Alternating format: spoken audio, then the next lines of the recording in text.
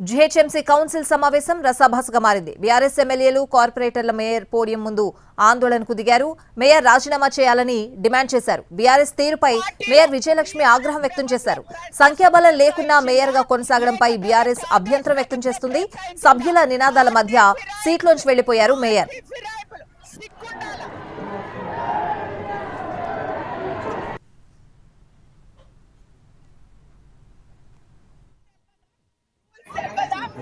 Party ఫిరాయింపులపై democracy గురించి మాట్లాడేది అందరికీ కూడా హక్కు ఉంది.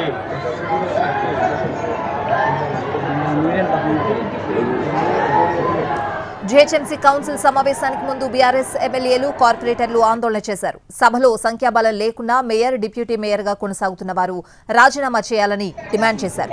పార్టీ ఫిరాయింపులపై డెమోక్రసీ గురించి మాట్లాడేది అందరికీ కూడా హక్కు ఉంది.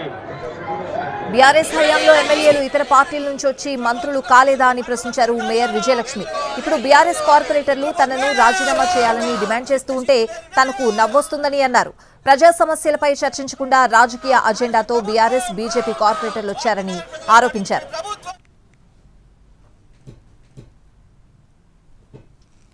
సో మేము ఒక ఎజెండా ప్రకారం వస్తే ఈ రోజు ఆ బిహేవియర్ బీఆర్ఎస్ పార్టీ వాళ్ళు కానివ్వండి, బీజేపీ పార్టీ వాళ్ళు కానివ్వండి, ఇవాళ వాళ్ళు బిహేవ్ చేయడము చాలా అంటే అసలు ఎవ్రీ కార్పొరేటర్కి ఒక సిగ్గు మాకు జరిగేదే 3 నెలలకి ఒక్కసారి కౌన్సిల్ సెషన్ జరిగేది 3 నెలలకి ఒకటేసారి.